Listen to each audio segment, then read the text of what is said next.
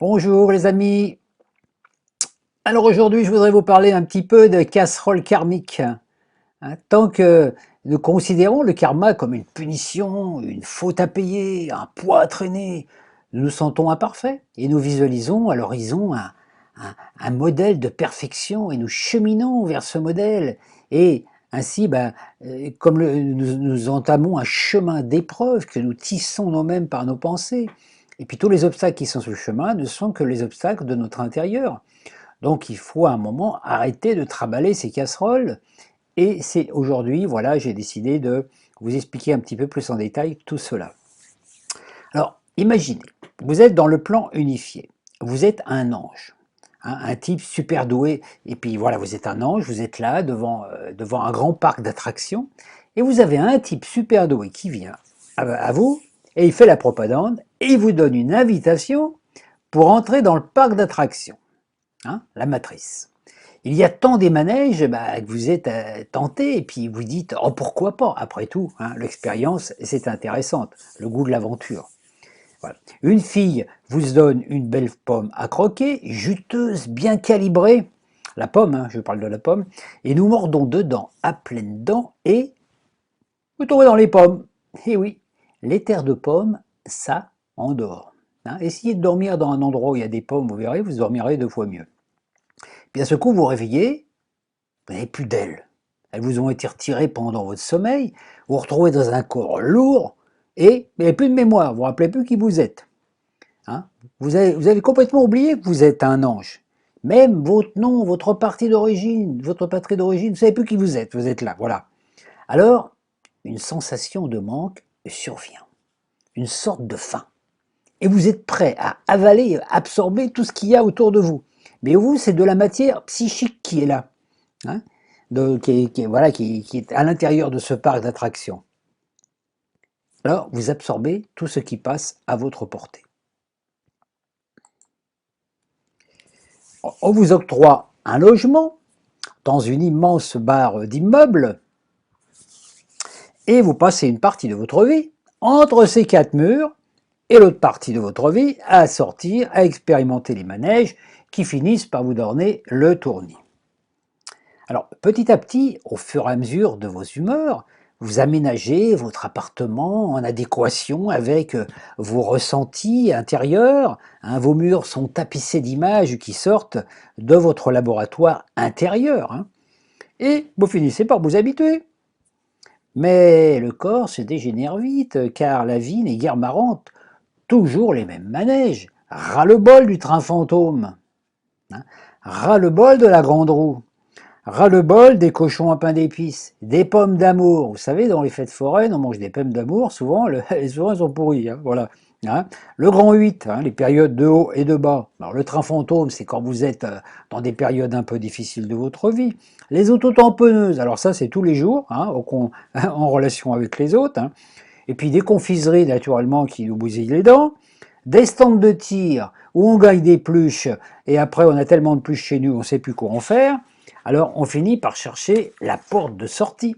On se dit, j'ai envie de sortir de ce parc d'attractions. Alors on est enfermé chez nous, on donne des coups de poing dans le mur, et puis il y a les voisins qui viennent taper à notre porte, qui nous engueulent parce qu'on fait trop de bruit. Ils en ont assez de leurs problèmes, ils n'ont pas en plus envie des nôtres. Alors, qu'est-ce qui se passe? On reste un petit peu confiné chez soi, puis notre corps se détériore, on commence à reprendre la position du fœtus, il nous faut une canne pour nous déplacer, on perd le goût de vivre, on meurt. Et on nous enterre avec un sac à dos rempli de nos casseroles, nos ustensiles, nos bouquins, nos pensées, tout ce qu'on avait dans notre appartement, on nous fout dans le cercueil avec nous. Et puis, pouf, d'un seul coup, hop, ça y est, on se retrouve libéré avec nos ailes, on se retrouve à flotter au-dessus du parc d'attractions. On peut jeter un coup d'œil, mais il y a quelque chose qui nous attire encore et qui nous donne envie d'y retourner. Et nous sommes aspirés. Et on prend un nouveau billet. Et on se retrouve dans un corps quasi identique, avec les mêmes problèmes, et on nous refile le même appartement. Alors certains, plus doués que d'autres, ou peut-être plus rusés, finissent par acquérir une villa, mais pour l'acheter, ils passent leur temps à travailler. Et parfois même, il n'hésite pas à coopérer avec ceux qui bossent dans le parc, hein, les animateurs du jeu. Et tout recommence, de vie en vie, jusqu'au jour où nous retrouvons la porte de Sorpi. Mais avant cela, il y a du travail parce qu'elle est bien cachée. Alors, essayons d'y voir plus clair. Quand nous choisissons de nous incarner dans ce monde, nous traversons une couche de substances psychiques lourdes, l'inconscient collectif, qui est chargé de toutes les humeurs, de toutes les émotions, hein, nourries par le collectif, c'est-à-dire tous ceux qui ont vécu sur la Terre. Peu importe donc que l'on soit un grand initié, un végalien, un arcturien, un être extraterrestre de 14e dimension, le prix à payer est le même. Dès qu'on entre, on nous refile un sac à dos rempli de casseroles, d'objets, de mémoires, de livres, de traditions qui nous sont transmis par nos parents et géniteurs, parce que notre corps est construit à partir de leurs cellules et de leur propre mémoire aussi, hein, ce qu'on appelle les mémoires transgénérationnelles. Donc vous êtes là avec votre sac à dos, c'est le karma. Il est intimement lié avec le désir qui vous a poussé à revenir dans ce monde. Désir de nettoyer une partie de tout ce marécage collectif, hein, par votre propre libération à vous. Ainsi, le karma personnel est agrémenté du karma ethnique, racial, social, familial, religieux, patriotique de notre lieu d'incarnation. Vous voyez, on amène un paquet de valises, hein, et ça fait notre croix. On est là, boum, avec un poids, on porte le poids de notre hérédité. Hein. Rien que le fait de s'incarner dans un pays, par exemple, vous êtes incarné en France, vous prenez une partie du karma de la France, c'est-à-dire que là, chaque pays se crée un karma par rapport à sa façon de vivre de ses dirigeants, et nous en portons tous une partie en nous. Hein, que ce soit de la manipulation religieuse, politique, que ce soit des ventes d'armes aux pays étrangers, nous portons tous en nous. Dès l'instant qu'on s'incarne, on dit, bon voilà, tu fous le costume et tu fais avec. Donc tant qu'on n'est pas conscient qu'on a ce sac, on vit avec, mais notre vie n'est pas marrante. On ne comprend pas pourquoi on a tous ces problèmes, etc., problèmes relationnels, problèmes d'argent, problèmes de santé, etc., tant qu'on n'a pas compris qu'ils ne sont que réflexions extérieures des casseroles qu'on porte dans notre sac à dos. Donc là, on n'y comprend rien. Puis un jour, on rencontre un type qui nous parle de la loi de cause à effet et nous dit « Tu es responsable, c'est toi qui as créé tout le caca que tu as vécu dans ta vie. » Oh, prise de coup. Alors naturellement, comme nous, c'est difficile, parce que le mot responsabilité est automatiquement lié par des formatations au mot culpabilité. Donc on se sent responsable, donc coupable. Alors c'est là que commence notre chemin d'épreuve. Alors que les deux ne sont pas liés. Être responsable, ce n'est pas se sentir coupable. On est responsable. On se dit, ok, c'est moi qui a cassé le carreau. Eh ben je vais le réparer. C'est tout. Voilà. Si par exemple vous incarnez dans un pays qui croit au karma, par exemple comme l'Inde, où hein, il y a cette notion de karma, de métempsychose même plutôt, hein, voilà. Bah, vous acceptez de vivre ces épreuves, vous restez paria pour payer vos fautes passées, en écoutant les brahmanes qui vivent sur le haut du pavé et qui eux sont libérés d'une partie du karma. Donc on voit donc c'est là qu'on commence à voir cette division entre ceux qui sont en bas et ceux qui sont en haut. Alors si vous naissez dans un pays qui nie le karma, hein, comme tout l'Occident pratiquement, hein, vous vivez ces épreuves comme un châtiment divin. Ah, Dieu le Père céleste, le grand barbu assis sur son nuage, n'est pas content. Il nous punit, il nous exile, il nous fait souffrir sous la houlette de ceux qui, s'étant proclamés élus, se disent les seuls habilités à gouverner. Donc là, on se retrouve comme un petit enfant, hein, qui voilà, qui n'a pas tout compris, et puis quelque part avec un père qui est exigeant, qui lui dit tu dois faire ceci, tu dois m'aimer, même si je te fais du mal, mais même si je te tape, même si je te fais souffrir, c'est pour ton bien, mais tu dois m'aimer si tu m'aimes pas. Voilà, donc un Dieu quelque part, puis qui a ses élus aussi, hein, il en aime certains, il n'aime même pas d'autres, donc il châtie pas, voilà, et puis d'un seul coup, bah, ce Dieu-là aussi, il a séparé les hommes et les femmes, hein. Il a dit aux hommes, bon c'est vous qui allez commander les femmes. Les femmes, vous devez vous soumettre, vous occuper des enfants, la nourriture, etc. Mais c'est l'homme qui seul est habilité à comprendre ma pensée. Donc on a créé voilà, un espèce de dieu patriarcal, un espèce de tyran, de despote qui fait que, en fait, comment on peut aimer un type comme ça. Moi, c'est un petit peu ma réflexion quand je me suis incarné, que je me suis dit, mais comment je peux aimer un dieu qui lui m'aime pas? Parce que qui aime bien, châtie bien, c'est sympathique, mais bon, faut pas que ça dure trop longtemps non plus. Hein. Voilà. Alors, après, ceux qui se font passer pour les élus, hein, les grands pontes qui disent voilà, Dieu a dit ceci, Dieu a dit cela, hein, il nous faut croire qu'on doit payer, qu'on doit souffrir, et que notre vie ici-bas est un purgatoire, un enfer, et que si on accepte de vivre l'enfer ici-bas, de l'autre côté, ce sera le paradis. Mais c'est un super gros mensonge. Parce que quand vous vous retrouvez de l'autre côté, vous avez vécu l'enfer sur Terre, bah de l'autre côté, vous retrouvez l'enfer. C'est l'envers du décor, c'est de l'autre côté de la glace, mais c'est exactement le même truc. Donc, quand vous apercevez de l'autre côté que c'est encore l'enfer, bah vous voulez revenir. Et tant que vous n'aurez pas réalisé le paradis ici, bah de l'autre côté, vous ne le trouverez pas. Donc ça a été la grosse illusion de faire croire qu'il faut souffrir pour évoluer, qu'il faut souffrir pour gagner le paradis, qu'il faut faire des tas d'efforts pour être aimé, au lieu d'être soi-même. Hein. Donc voilà, c'est un petit peu comme si on avait installé en nous ce despote illusoire qui a été créé, ce Dieu dualiste en fait, hein, parce que ce Dieu dualiste en fait, Dieu a tout créé, et puis après on se dit, ouais mais qui c'est qui a créé le diable? Pourquoi il y a le bien et le mal?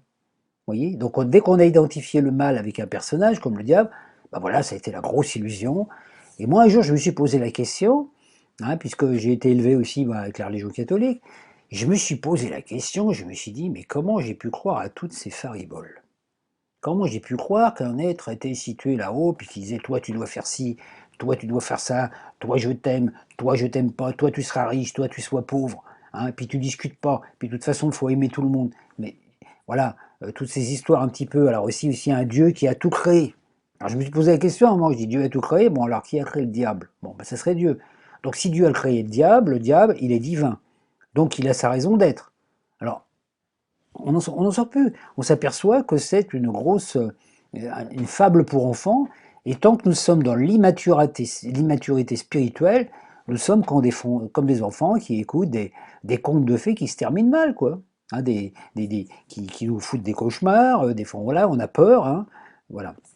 Alors, il y a ce côté religieux-là, et puis à côté, il y a toute la politique qui est pareil, qui agit pareil, qui dit toujours c'est de votre faute s'il y a le réchauffement climatique, c'est de votre faute s'il y a trop de pollution, c'est votre faute s'il y a ceci, cela, et puis vous êtes là, bah oui, bah, voilà. Donc vous vous soumettez à ceux voilà, qui vous disent ah bah oui, c'est toi le coupable.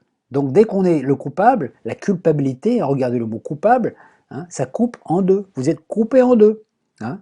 Donc par exemple, vous avez un désir, vous avez envie de le réaliser, on vous dit ouais mais c'est pas bien de faire ça. Ah là là, c'est pas bien. Comme dans le temps avec la religion, hein, voilà, vous avez envie d'une femme, envie de vivre une relation avec une femme. Ah mais t'es pas marié, t'es pas bien. Ah ou alors t'as prononcé des vœux, t'es un moine, t'as pas le droit. Alors donc vous avez le désir qui est en vous, vous n'avez pas le droit de le vivre. Imaginez un moine qui désire une femme. Hein, d'un seul coup, parce que les moines, on les mettait très jeunes dans les monastères, hein, ils n'avaient pas tous la vocation. Hein. Ce coup, pof, ça y est, il y a les libido qui se réveille. Ah, j'ai envie d'une femme. Oh là là, je sens le désir d'une femme. Oh là là. Ah oui, mais t'as pas le droit. Alors que c'est. Voilà, alors qu'est-ce qu'il faisait le petit moignillon? Bah, soit il se barrait la nuit, puis il allait voir une copine quelque part, ou voilà, pour assouvir ses besoins, et puis après il rentrait dans sa prière, puis il se flagellait. Oh là là, je suis coupable, c'est ma faute, c'est ma faute, c'est ma très grande faute. Hein. Ou alors, il résistait à la tentation, et puis toute la nuit il faisait des rêves érotiques, et du coup, bah, il finissait par péter les plombs. Ou alors il devenait, après on le formait pour être un inquisiteur, et puis après, dès l'instant qu'il voyait des gens qui avaient du plaisir, que lui n'avait pas le droit d'avoir, ah bah ça y est, paf, ça y est, il les torturait. Voilà. Donc tout ça, ça nous éloignait de l'amour. Donc le karma devient pour nous alors une espèce de croix à porter, hein, et plus on avance, plus elles sont lourdes. Jusqu'au jour où nous rencontrons un type qui dit « Tiens, mais pourquoi tu trimbales cette croix ?» Et il nous donne quelques conseils pour qu'elle soit moins lourde. Je vais raconter une petite anecdote, une petite histoire à ce niveau-là. Une fois, il y a un type, voilà, un type qui se balade dans le désert, il rencontre un autre gars Et puis le gars il lui dit, mais pourquoi tu portes une cabine téléphonique, une cabine téléphonique sur ton dos? Bah, l'autre il dit, c'est à cause des lions. Parce que s'il y a un lion qui arrive, bah, moi je me fous dans ma cabine, et le lion, il ne peut pas me bouffer. C'est une bonne logique. Voilà, il continue son chemin. Quelques instants plus tard, quelques instants plus tard, il rencontre une autre personne.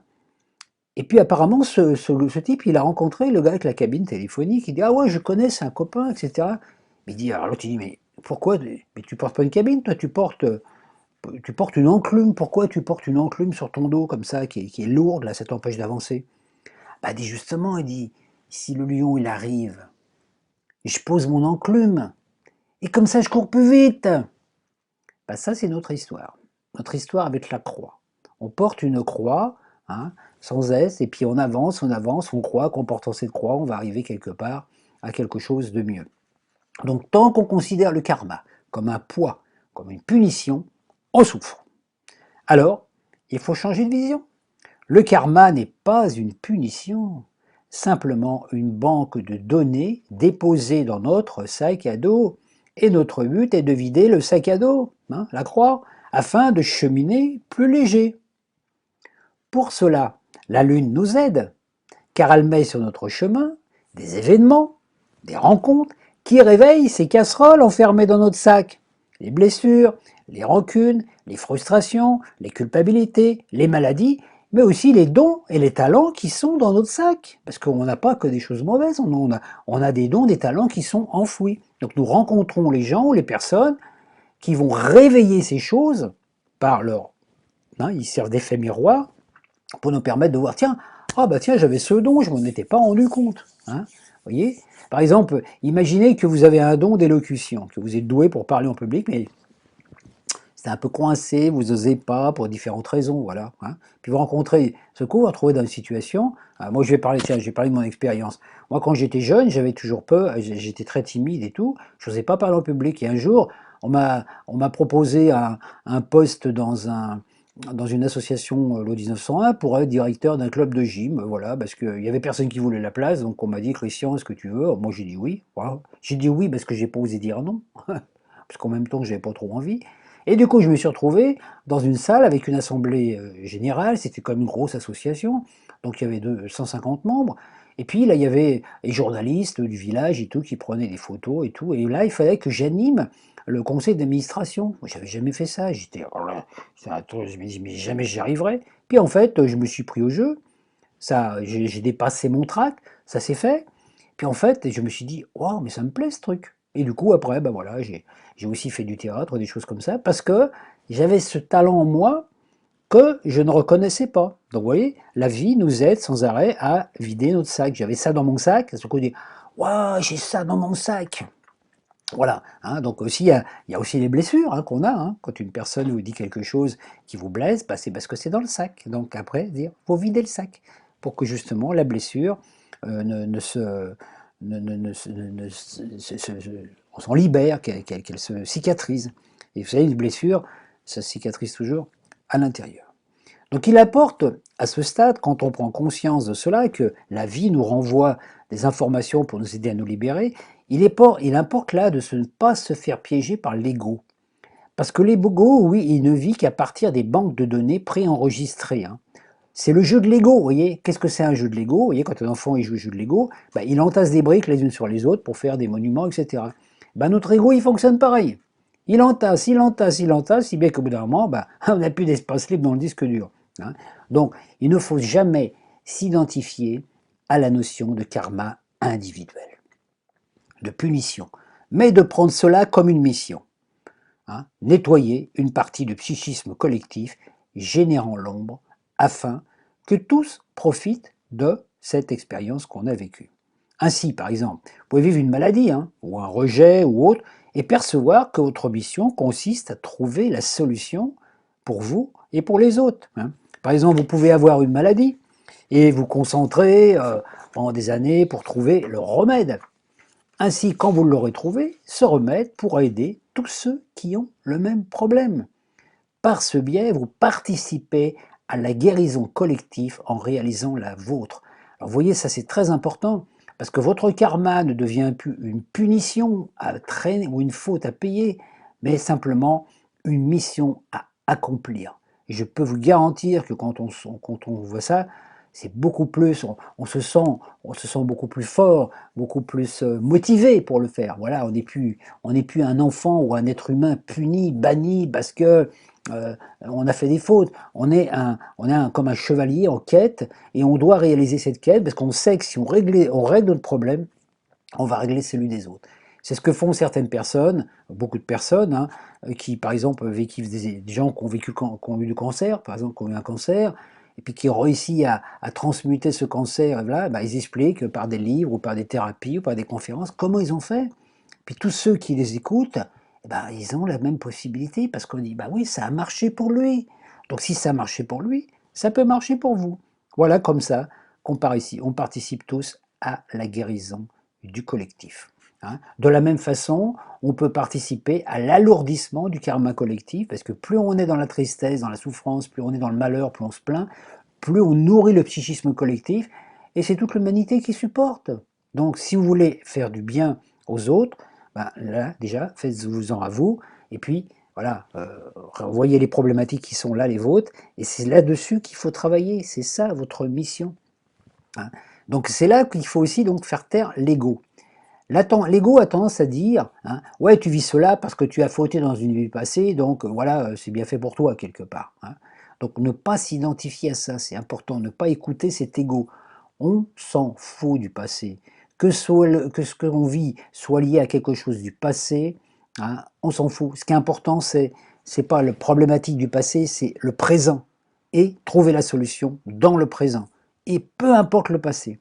Donc si vous avez quelque chose qui vient à vous, qui révèle une problématique actuellement, aujourd'hui par exemple, hein, ne cherchez pas avec votre mental dans le passé, j'ai pu faire ça dans une vie passée, tatati, tatata, parce que là vous perdez dans les marécages. Non, c'est dire, bon ok d'accord, j'ai cette information qui est en moi, ce truc là ça me dérange. Ça me dérange par exemple de me sentir coupable, ou ça me dérange de ne pas réaliser ça. Ben voilà, je vais me concentrer sur la solution et pas sur le problème. Les deux sont intimement liés. Hein. Lui, l'ego tend à nous enfermer car sa seule raison d'être est la matrice. Il est né dans la matrice. Donc, vous voyez, par exemple, on ne peut pas s'identifier au karma personnel. Un exemple. Jésus, vous voyez, exemple, hein, qui était un être qui est très évolué, n'avait pas de karma personnel. C'est un être, c'est un avatar qui était venu pour apporter un message à l'humanité. Hein, voilà, donc il était libéré de son karma. Hein, mais quand il s'est incarné, il a pris sur lui une partie du karma de sa race. Hein, et il a dû s'en libérer. Sinon, hein, on pourrait dire ah bah Jésus s'est fait crucifier, bah c'était son karma. Vous voyez, hein. Non, donc on ne peut pas tirer des conclusions à partir de la vision extérieure. Il faut essayer de comprendre pourquoi les choses se font. Donc la plupart des temps, il y a des gens qui vivent des choses difficiles parce que ça fait partie de leur mission de vie. Ils ont choisi ça. Ils ont choisi. Il y a des maîtres spirituels qui choisissent de porter une partie du karma de leurs disciples. Hein, et donc ils font un super travail, etc. Donc ne jamais juger. Donc ne pas juger les autres par rapport au karma, mais ne pas vous juger vous-même. Vous voyez, par exemple, si vous voyez une personne qui souffre de la malnutrition dans cette vie présente, par exemple, qui est maltraitée dans un pays africain et tout ça, c'est évident que s'il est là, c'est que soit il a choisi consciemment de le vivre, soit c'est sa vibration qui l'a amené là. Donc quelque part, c'est pas par hasard s'il se retrouve dans cette situation. Hein.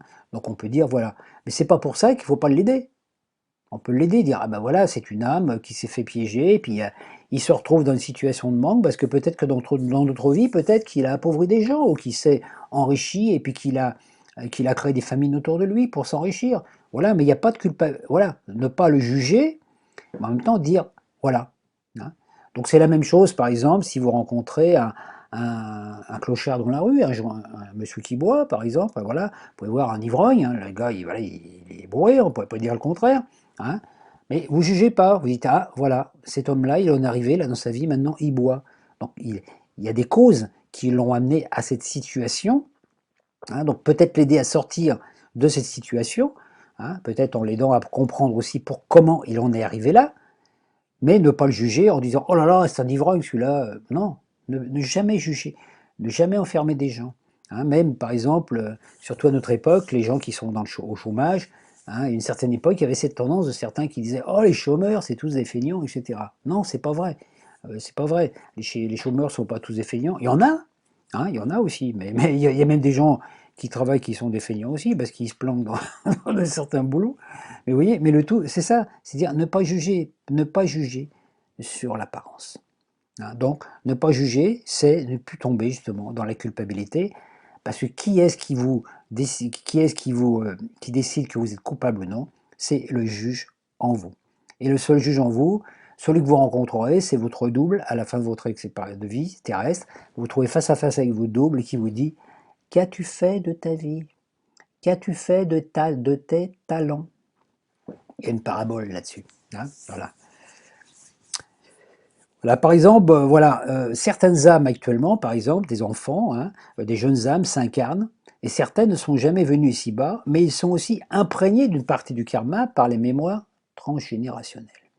S'ils ont des parents évolués, ceux-ci comprendront qu'en aidant leurs enfants à régler leurs problèmes, ils œuvreront sur leur propre mémoire karmique. Ainsi, une mère qui a un enfant angoissé, parce qu'elle lui a transmis ça inconsciemment pendant sa grossesse, va être obligée de travailler pour renforcer son enfant, pour pas qu'il s'angoisse. Voilà, comment je veux dire, l'encourager, l'enthousiasmer. Elle va être obligée de travailler sur ses propres mémoires. Et dès qu'elle se libérera de son angoisse, son enfant sera libéré. Ou dès que l'enfant sera libéré de l'angoisse, il va libérer sa mère. C'est ça qu'on appelle les liens trans et générationnels. Nous sommes tous des guérisseurs en puissance. Hein.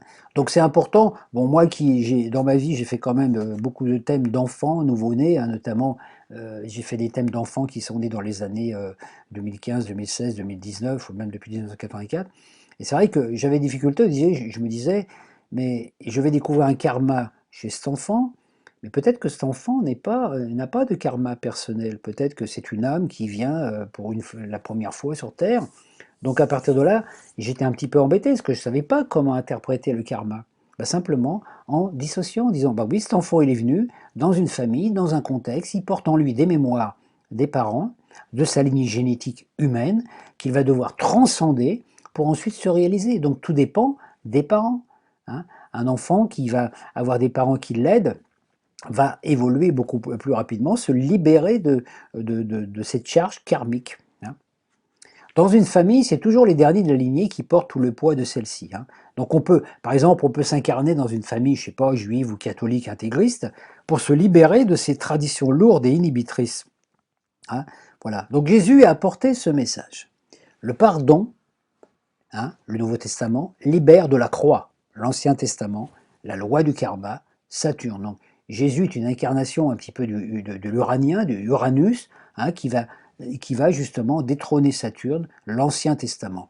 Même si l'Ancien Testament était nécessaire à l'humanité pour un temps pour comprendre la loi du karma, la loi de cause à effet, etc., Jésus est venu dire « Bon, c'est terminé les gars, je vous apporte la solution, maintenant on peut passer à autre chose ». Alors c'est pour ça que dans son enseignement, vous voyez, Jésus porte sa croix, hein, signe du Sagittaire, Jésus porte sa croix, signe du Capricorne, Jésus est crucifié. C'est-à-dire qu'il cloue sa personnalité, donc Jésus, hein, qui lui était Jésus, l'être humain qui vivait dans le passé et dans le futur, dans le présent, la barre verticale. Et la croix symbolise l'unité. Regardez le croisement. Et l'être humain, quand il est, mettez-vous au sommet d'une montagne comme ça avec les bras croisés, ça fait une croix. Ça fait une croix. Et regardez où il y a ce croisement entre l'horizontal et le vertical. Donc là, c'est le temps linéaire, le passé et le futur. Et là, vous avez que le présent. Et dans le présent, vous choisissez de vivre le futur que vous voulez. Hein, donc soit à partir du passé, soit à partir d'une mémoire pure, donc de votre énergie christique dans votre cœur.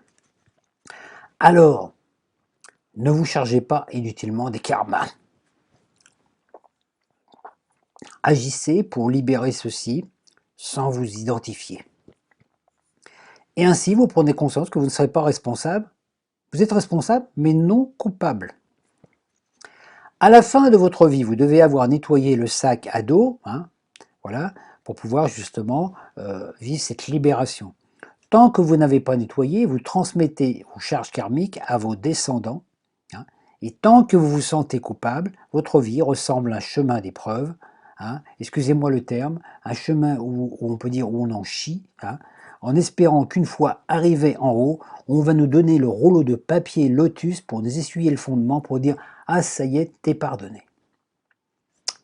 Le chemin est illusion, il n'y a pas de chemin, seul le présent existe, et ce sont nos pensées qui créent un chemin d'illusion. Hein, la projection extérieure, la recherche d'un paradis, ou percevoir que le paradis est en nous, puisque c'est nous qui créons notre réalité. Donc, ne jamais s'identifier au karma, prendre du recul, toujours. Tant qu'on n'a pas réalisé cela, on revient dans le même appartement, dans le même corps. Nul ne pille et échappé. Si votre appartement est sale, constellé de détritus, on vous refilera le même. C'est vous seul qui pouvez le nettoyer. Et quand l'ordre sera établi, on vous en donnera un plus beau, ou peut-être une villa au bord de la mer, tout en sachant que ce n'est que provisoire, car une fois sorti du parc, vous n'avez plus besoin de tout ça. Donc vous voyez un petit peu, en exemple, je pourrais vous dire, si dans votre vie, vous trouvez sur votre chemin, par exemple, une bouteille de coca qui a été balancée, voilà, qui est là, qui vous encombre, ben, vous allez la ramasser ou ne pas la ramasser. Hein, ben, si vous posez la question, dites tiens, mais pourquoi il y a cette bouteille là qui est sous le chemin ou dans mon jardin? Ah ben c'est peut-être parce que dans une vie antérieure, c'est toi qui l'as posée là, donc ben, tu es revenu pour la nettoyer. Quand on a nettoyé toutes ces poubelles karmiques, tout est parfait. Il n'y a plus d'obstacles, il n'y a plus rien. Donc, aussi, faites attention parce que l'ego peut vous piéger dans le sens opposé. Dans le sens, ne vous faites pas piéger par le fait de savoir que vous êtes une vieille âme ayant vécu plein d'incarnations. Des fois, j'entends des gens qui me disent « Ah, je suis une vieille âme, etc. » Car cela ne donne absolument aucune indication sur l'évolution. Et que si vous êtes une vieille âme, hein, c'est que ça fait un bout de temps que vous traînez vos vieilles casseroles, hein, et peut-être que d'autres personnes, qui sont des âmes plus jeunes, ont atteint déjà le même niveau que vous, alors qu'ils ont moins d'incarnation. Donc ce n'est pas l'âge qui va déterminer la sagesse, comme pour un être humain. Vous avez des gens qui ont 90 ans, qui ne sont pas sages, et vous avez des gens à 40 ans, ils sont sages. Donc vous voyez, c'est pour ça qu'il ne faut pas se faire piéger, parce que des fois, ils disent « Ah ben je suis une vieille âme, j'ai vécu plein de choses. » Oui, mais ça veut dire quoi? Ça veut dire quoi ça? Vous voyez, c'est pas... Donc faites attention de ne pas vous faire piéger à ça. Donc il faut se libérer de toutes les informations des possibles antérieurs. Lorsque l'Atlantide a sombré, certaines âmes ont ascensionné. D'autres se sont fait entraîner dans le tourbillon de la descente incarnationnelle. D'autres ont choisi volontairement de descendre dans ce tourbillon pour participer à la rédemption. Donc des initiés, des gens qui avaient une certaine conscience ouverte, ont dit « bon, on y va, parce que si on laisse que toutes les âmes inconscientes partir dans ce cercle, ils ne vont jamais trouver le chemin de retour, donc allez, on y va, on se sacrifie. Hein » Donc, même là, au niveau cosmique, au niveau terrestre, la Terre, la polarité féminine de la Terre, de Isis, a accepté de s'incarner avec nous. Hein, c'est pour ça qu'elle était devenue la Vierge Noire, l'Isis des profondeurs. Donc, vous ne pouvez absolument pas savoir où vous en étiez à cette époque. Sert votre ego à vous dire que vous faites partie des volontaires, etc., des initiés, hein, parce que c'est plus valorisant.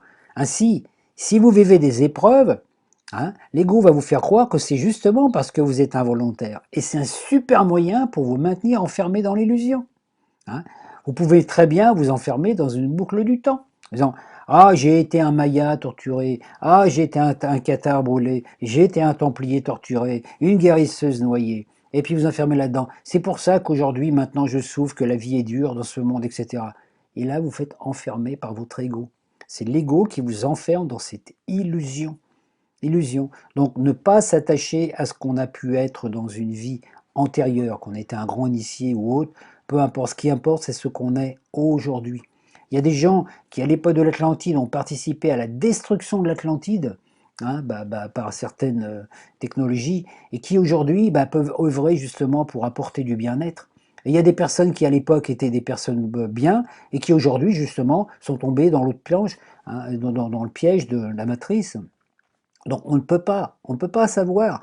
Hein, quand j'entends des gens qui me disent « Ah, moi j'ai été ceci, j'ai été cela », j'ai même rencontré des gens qui m'ont dit une personne une fois qui m'a dit qu'il était l'incarnation d'Osiris, vous vous rendez compte, hein. Quand je voyais les problèmes qu'elle avait dans sa vie, je me suis dit Osiris, il ne s'est pas loupé dans cette vie. Hein. Donc faites attention avec toutes ces trucs d'incarnation, hein, comme par exemple des filières. Hein. Vous pouvez faire partie de la filière des Merlins, parce que vous êtes dans la même énergie, ou la filière des Marie-Madeleine, la filière des guérisseuses. Mais c'est pas pour ça qu'il faut vous identifier à ça, parce que les souvenirs du passé, comme elles passent par l'intermédiaire de la matrice, sont transformés. Vous pouvez très bien, par exemple, avoir assisté à la crucifixion et avoir été un Romain. Et en visualisant ça dans votre vision, vous pouvez croire que vous étiez un ami du Christ, alors qu'en fait, c'est le contraire. On ne peut pas savoir exactement ce qu'a été, du moins tant qu'on est incarné. Donc après, se dire, bon voilà, c'est pas se valoriser à part de son passé en disant, ah, j'étais un grand maître, etc. Non, non. Considérez l'humilité, la simplicité. Hein. Voilà. Donc, en vérité, on s'en fout royalement de savoir si on a été un pharaon, un initié, un scientifique manipulateur, puisque tout cela est inscrit dans nos mémoires cellulaires. Hein. Ce qui importe, c'est ce qu'on est maintenant. Et quand une information extérieure vient à nous, percevoir comment on ressent celle-ci en nous et qu'est-ce qu'elle déclenche.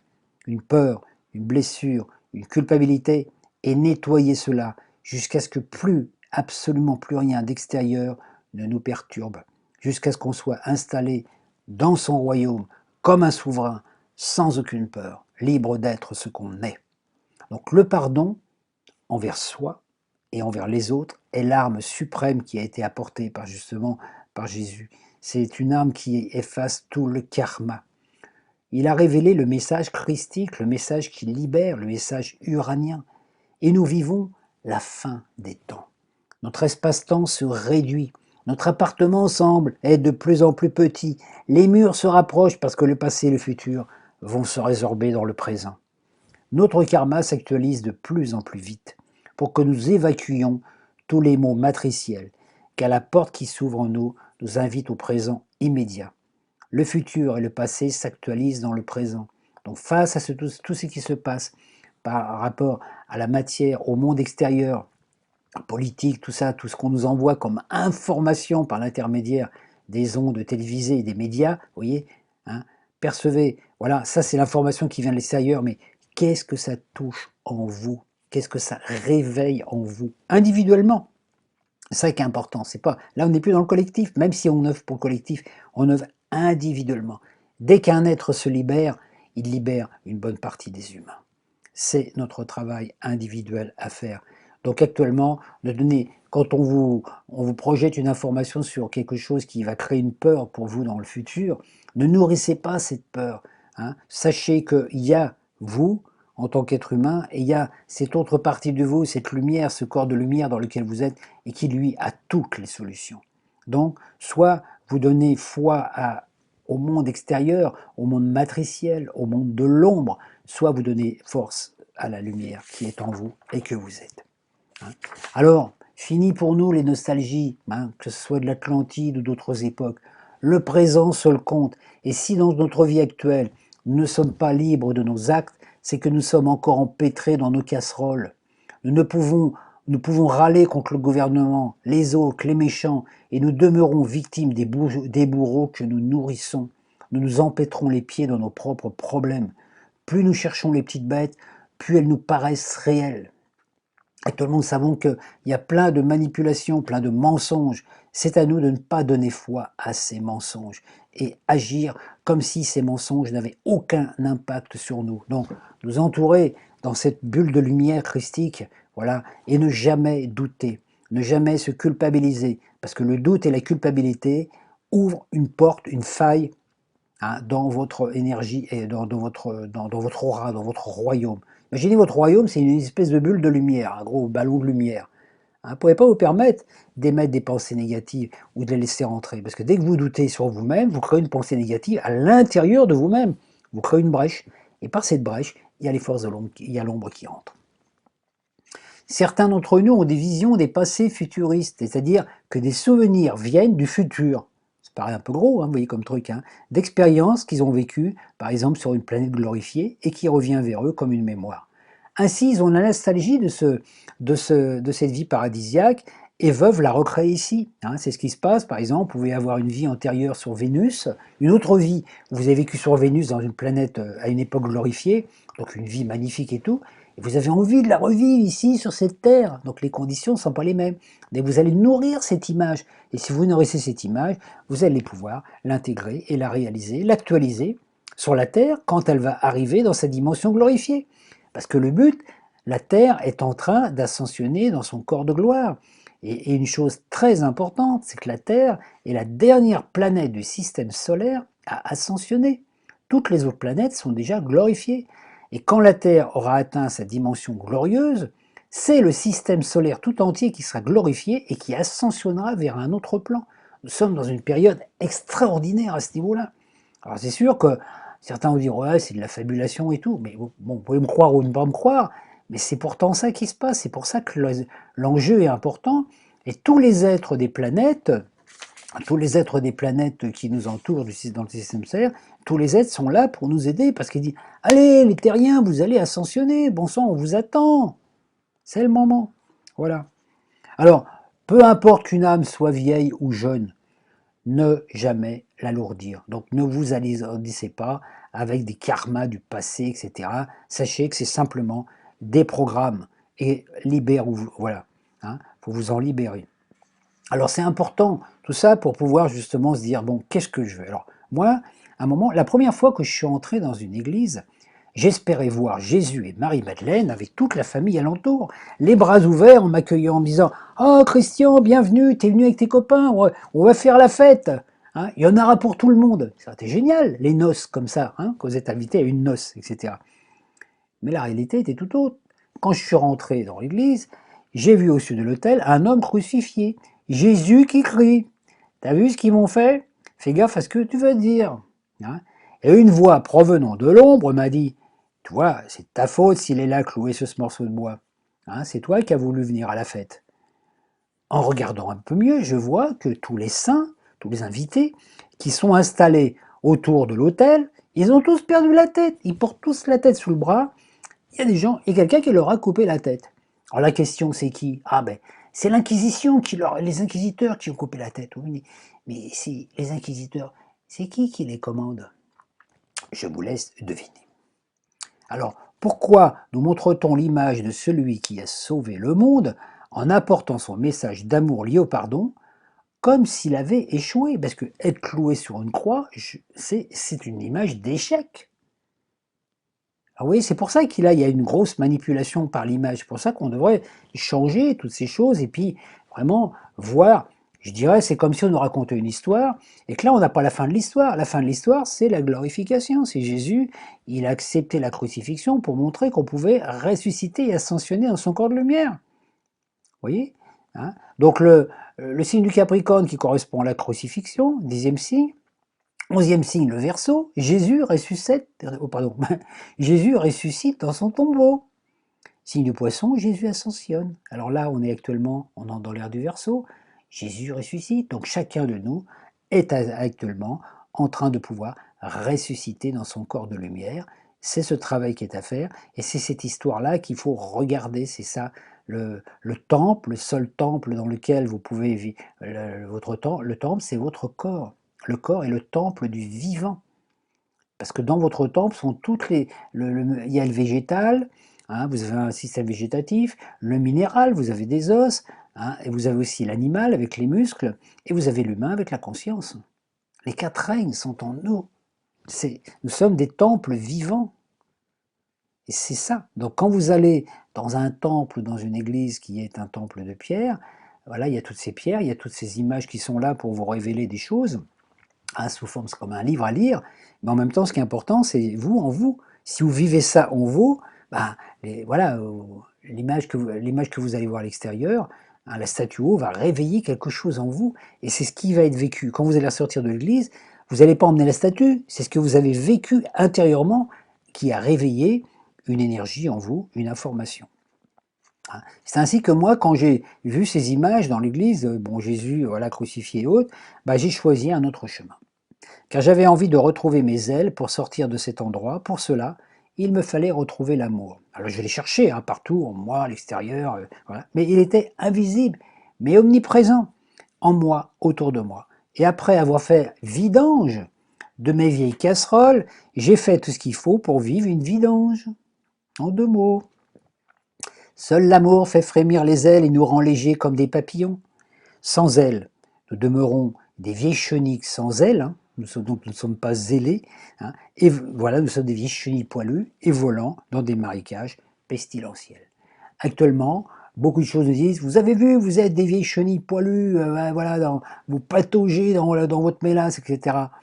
Et puis, il y a le message christique, il y a la planète Uranus qui vient dire, hé les gars, vous avez des ailes. Bah, ça serait peut-être le moment de les battre les ailes pour pouvoir vous envoler. Voilà ce que j'avais envie de partager avec vous aujourd'hui, et puis je vous remercie de votre écoute, et je vous dis à très bientôt.